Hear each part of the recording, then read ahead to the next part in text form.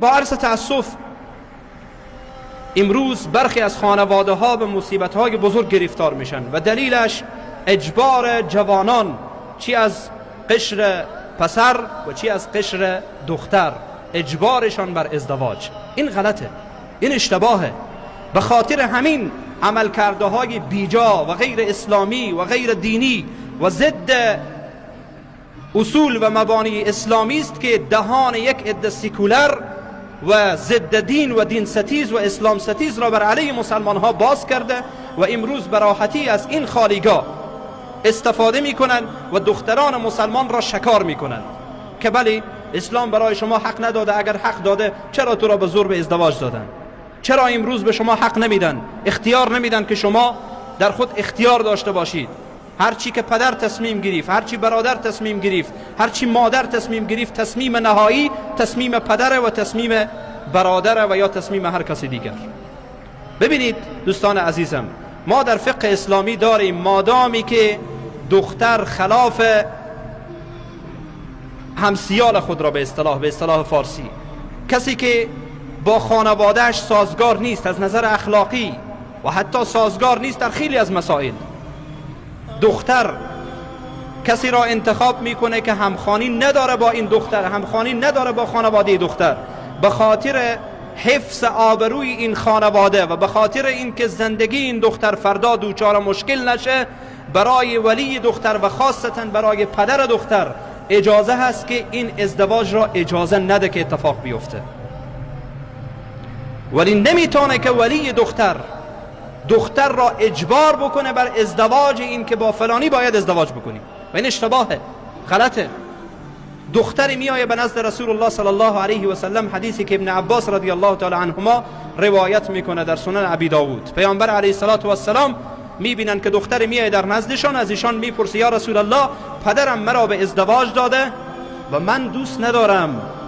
و در برخی از روایات میآیه که پدر دختر میخواهد که برادرزادهش یعنی پسر کاکای این دختر را بر این دختر بقبولانه که تو باید قبول بکنی، باید با این ازدواج کنی.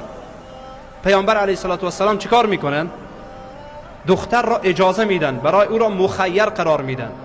در حدیث ابن عباس میآیه که ابن عباس میگه فخیرها النبی صلی الله علیه و سلم، پیامبر علیه السلام او را مخیر ساختن در انتخاب و پدرش را خواستن که تو حق نداری که دخترت را به زور و به اجبار به پسر برادرت بدی. و امروز متاسفانه میبینیم که دخترهای بیچاره گریه میکنن، زاری میکنن که بابا جان، بابای من، پدر من این آدم را دوست ندارم، نمیخوام باش ازدواج بکنم.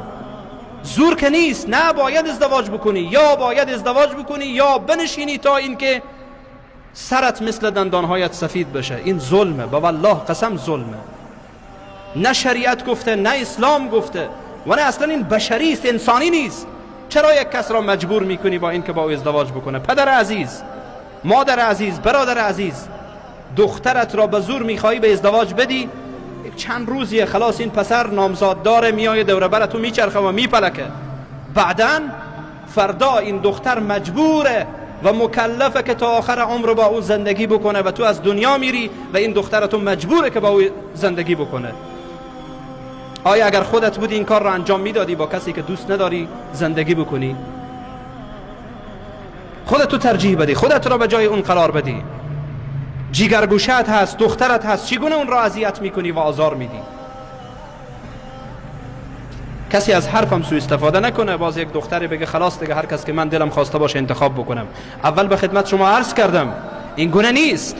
پدر و مادر و خانواده به عنوان مشوره دهنده میتونن برای دختر باشند، ولی به عنوان تصمیم گیرنده نهایی نمیتونن باشند. این حرف از دل من نیست، حرفیه که شریعت اسلامی میگه و باید ما شریعت را بفهمیم، رسم و رسوم و عنعنات را بگذاریم کنار.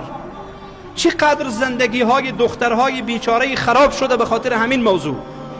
پدر برایش تصمیم گرفته به یک آدم معتاد، به یک آدم قروتک، یک آدم بدبخت، یک آدم بیچاره‌ای که نه آبرویی در جامعه داره، نه ارزشی در جامعه داره و نه ارزشی برای خانواده میده، اون دختر بیچاره را انداخته به گردنش. خلاص با او ازدواج بکن، من میخواهم، میگه من میخواهم. تو چی کاره هستی که میخواهی؟ تو که با او ازدواج نمی کنی.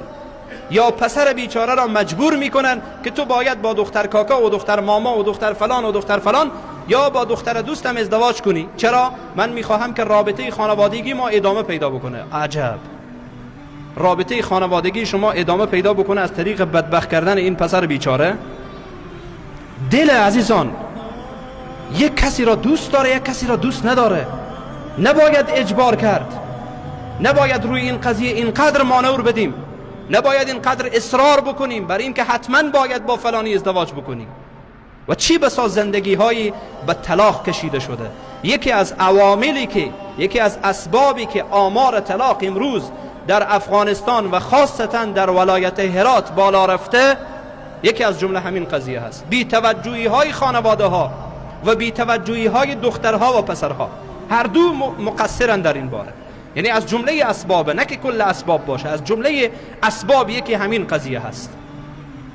بی توجهی سرانجام به طلاق کشیده میشه و جدایی کشیده میشه و چی بسا جنگ و جدال بزرگی در میان خانواده ها به وجود آمده. امروز خاصتا در اطراف شهر، حالا خب الحمدلله در شهر این قضیه تا حد حل شده.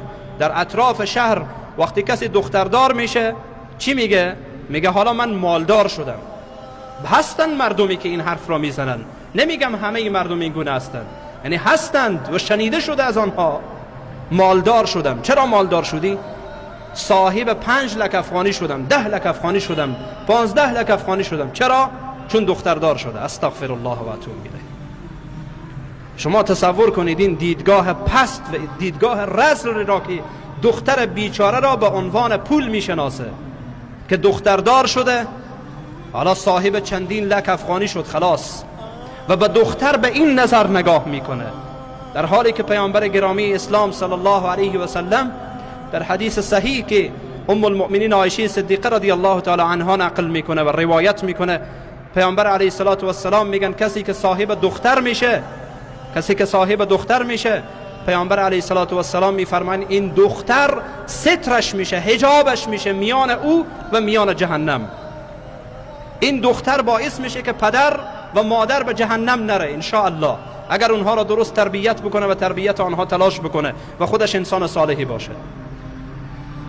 در حدیث دیگری پیامبر علیه السلام میفرمایند کسی که متکفل 2 دختر یا 3 دختر میشه، یا 2 خواهر و یا 3 خواهر میشه، مثلا پدرش فوت کرده، خواهرهایش ماندن، متکفل خواهرهایش میشه، 2 تا خواهر یا 3 تا خواهر، اونها را درست تربیت میکنه، به ازدواج میده، و یا 2 تا یا 3 تا دختر الله برایش میده. پیامبر علیه السلام میفرمایند در روز قیامت من و او این گونه هستیم. این 2 انگشت خود را پیامبر علیه السلام اشاره میکنند که ما در کنار هم قرار میگیریم. این دیدگاه اسلام در مورد دختره، ولی دیدگاه یک عده انسانهای جاهل و انسانهای مادیگرا و پول پرست اینه که دختر یعنی پول. همین که به دنیا آمد در جا فکرش بالای مهریه دختر و شیربهای دختر و تمام مسائلی که مرتبط به اون دختر بیچاره میشه. یعنی به دختر به عنوان یک پول نگاه میکنه، به عنوان یک سرمایه نگاه میکنه و این واقعا مصیبت بزرگ است. جامعه اسلامی باید این دیدگاه غلط را از اذهان خود بیرون بکنه. برای پدر مسلمان و برای برادر مسلمان شایسته نیست که چون این تفکری را در ذهن خود بپرورانه.